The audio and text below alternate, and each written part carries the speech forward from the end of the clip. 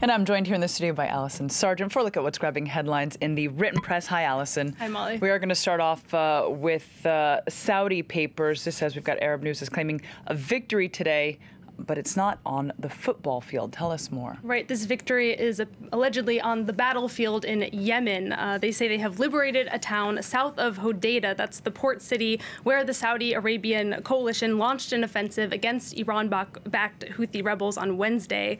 Arab News points out that 70% of food supplied to Yemen comes through Hodeidah, and they quote the United Arab Emirates ambassador to the UN, who basically says this offensive is a necessary humanitarian effort to control the port and ensure that food and supplies reach the people in Yemen.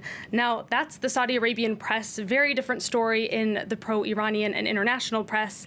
My colleague from the Arabic channel pulled out an article from the pro-Iran site Manar.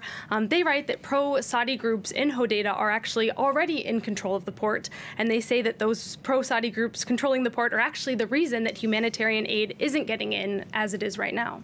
Indeed. All right. And now we've got international papers that are concerned about the further damage that this offensive will do and what it will cause to already dire humanitarian situation. All right. Well, despite that sort of confident tone of victory that we saw in the Arab press, the New York Times is worried that this battle really could go on for a long time.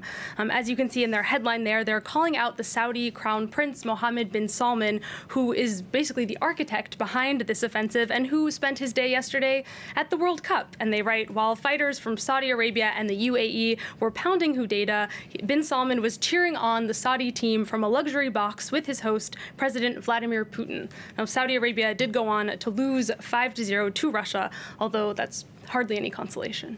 All right, and then mentioning the World Cup there, the press is looking forward to day 2 of the action. Right, and especially a very anticipated showdown that's sort of being billed as the final before the final. This is the game between Portugal and Spain. We can check out the sports papers from both of those countries. The Portuguese paper, O Jogo, is calling their team the Iron Curtain. I like this front page. They've photoshopped armor onto their uniforms. We see Ronaldo there front and center. He gets some golden abs.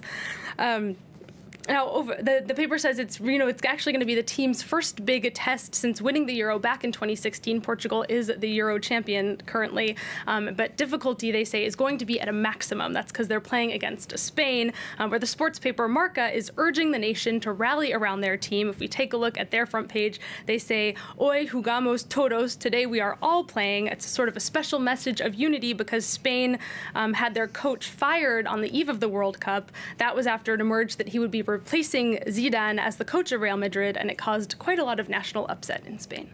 All right, well, let's cross now to India. This is where the country is mourning a journalist who was shot by gunmen as he was leaving his office. This happened in the region of Kashmir, which is disputed between Pakistan and India. The journalist Shujaat Bukhari was the editor-in-chief of the paper Rising Kashmir. This article here is from the main page of their website. They praise him as a fearless journalist who paid the price for upholding the truth.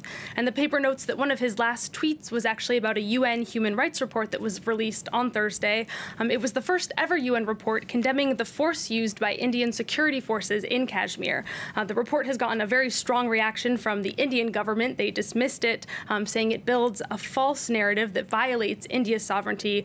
You can see these two stories, the rights report and the journalist Shujaat Bukhari's murder, are sharing the front pages of The Hindu here and many other papers in India today.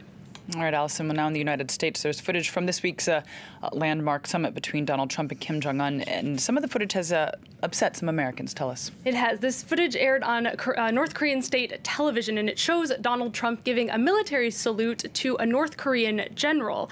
You can see a photo from that footage in Politico. There's been lots of backlash from Democrats in particular, as they accuse Trump of helping North Korea write its propaganda.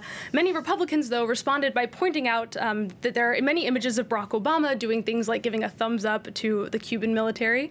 According to Politico, though, military experts pretty much agree on this. They say that saluting a member of a foreign military, especially one that's technically at war with an ally, well, that is just not appropriate.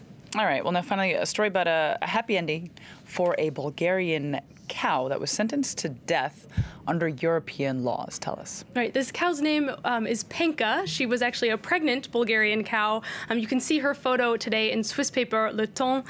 She wandered off her farm and into Serbia, where she was then kindly returned by some Serbian farmers back to Bulgaria.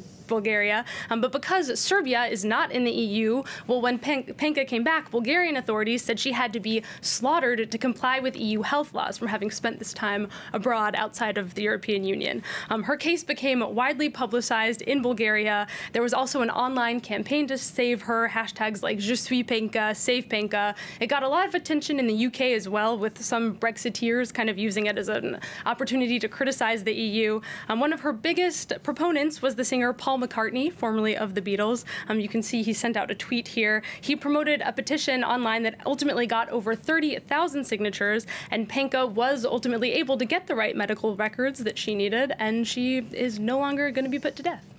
Ah, okay. Interesting. Well, Allison, thank you very much for that. And for more, you can always head to our website. That's france24.com/inthepress.